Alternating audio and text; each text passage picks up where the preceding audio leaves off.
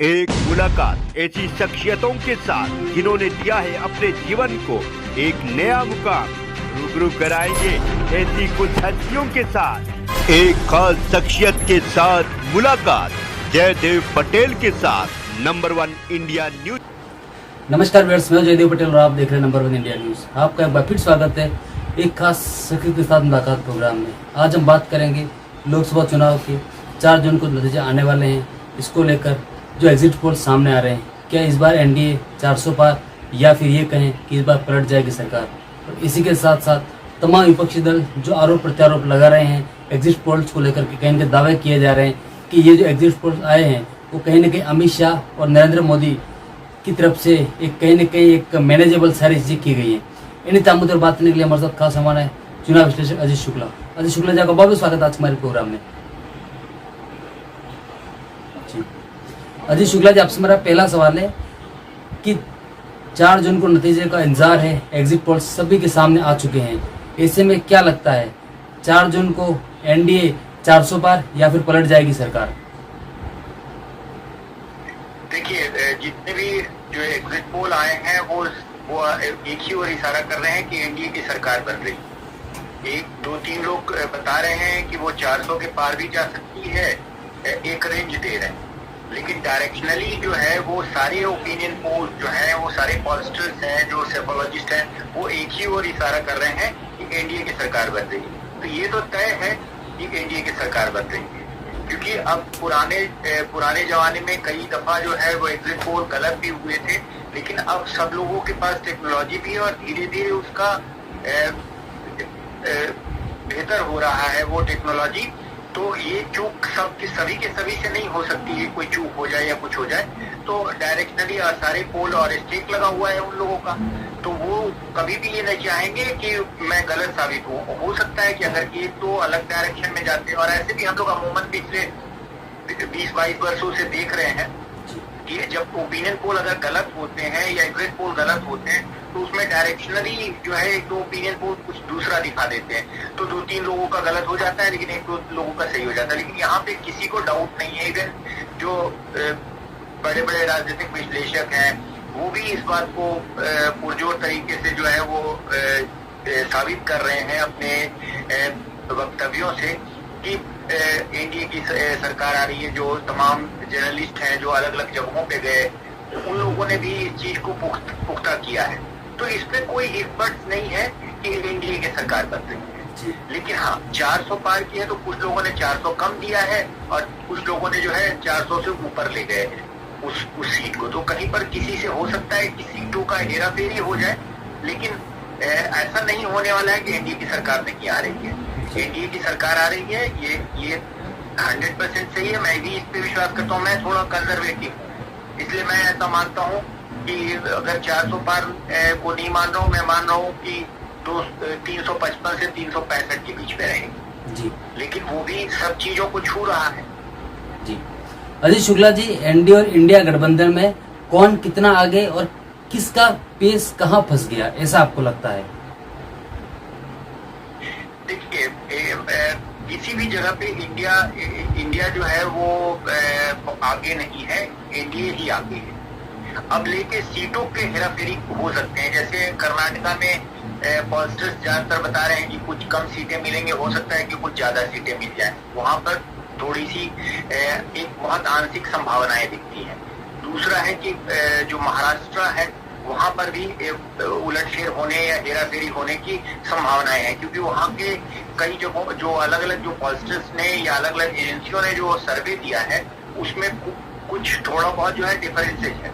तो वहाँ ये शंका व्यक्त की जा सकती है और हो सकता है ऐसा, मेरा भी व्यक्तिगत रूप से मानना ऐसा है कि वहाँ कुछ हेराफेरी हो सकती है। तीसरा राज्य है उड़ीसा और वेस्ट बंगाल।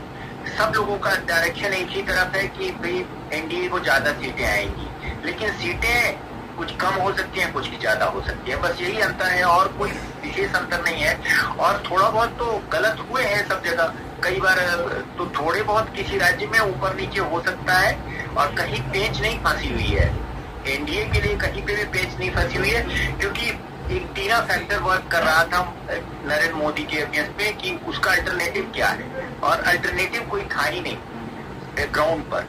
तो और एक पेपरलेस इलेक्शन इसलिए लग रहा था क्योंकि एक ही गवर्नमेंट को फिर से दिया जा रहा है, बार बार दिया जा रहा है, तीसरी बार दिया जा रहा है। जैसे इससे पहले 2014 में जब इलेक्शन हुआ था तो लोग कांग्रेस को हटा रहे थे, तो वो आवाज सुनाई दे रहा था, लोगों को लग रहा था कि ये वेव है। उसके बाद 2019 में जो है वो राष्ट्रवाद को लेकर एक मूवमेंट था, क्योंकि उस समय बालाकोट एयर स्ट्राइक हुआ था, इसलिए वो मूवमेंट सुनाई दे रहा था। इस बार कोई ऐसा सच कोई बहुत बड़ा मुद्दा नहीं था। हाँ, कुछ जगहों पे लोकलाइज थे, जैसे जहाँ पे दिख रहा है कि कुछ लोकलाइज हुए हैं कास्ट को लेकर और कैंडिडेट्स के रिसेंटमेंट को लेकर। वो है राजस्थान, जहाँ पे राजस्थान में कास्ट और उसका है, तो वो सारे सर्वे में दिख रहा है कुछ सीटें वहाँ घट रही हैं। उसके बाद कुछ सीटें जो है गारंटी को लेकर कर्नाटका में घट रही हैं। महाराष्ट्र में कुछ उलटफेर की तरह लग रहा है, क्योंकि वहां पर पूरा का पूरा नया दो पार्टियां जो है नए तरीके से उलटफेर हो गया। शिवसेना दो हो गई, दो फाड़ में बट गई।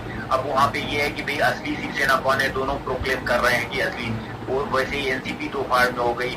एक जो अलायंस जो परंपरागत रूप से भाजपा के साथ होती थी वो यूपीए के साथ चली गई, इंडिया गठबंधन में चली गई। तो कुछ चीजें चेंज हो गई हैं, वहां पे सीटों का उलटफेर दिख रहा है। लेकिन और इसके अलावा जो है सच कोई इतना बड़ा उलटफेर भी नहीं दिख रहा है। हाँ, हर कोई शुरू से ही बता रहा था कि उड़ीसा में एंटी इनकम्बेंसी और वहाँ सीटें बढ़ने की संभावना है एनडीए की। वो सब डायरेक्शनली ओपिनियन पोल में भी ये लोग बता रहे थे और एग्जिट पोल में भी आया है। अब नंबर का सीटों का हेरफेर हो सकता है। मैं हमेशा से कंजर्वेटिव एस्टीमेट को लेके चलता हूँ, इसलिए मैं थोड़ा कम बता रहा हूँ। दूसरी चीज है कि वेस्ट बंगाल में भी वही स्थिति थी। वेस्ट बंगाल में कुछ लोग कम बता रहे हैं, कुछ लोग कांटे की टक्कर है, वहाँ पे कुछ लोग बोल रहे हैं। तो वहाँ थोड़ा हो सकता है कि सीटों का कम बेसी हो जाए, लेकिन डायरेक्शन एक ही है। जी अजय शुक्ला जी, आपसे मेरा एक आखिरी नहीं फंसा हुआ है। जी अजय शुक्ला जी, आपसे मेरा एक आखिरी सवाल है कि एग्जिट पोल्स को लेकर विपक्ष जो दावा कर रहा है वो कितना सही है?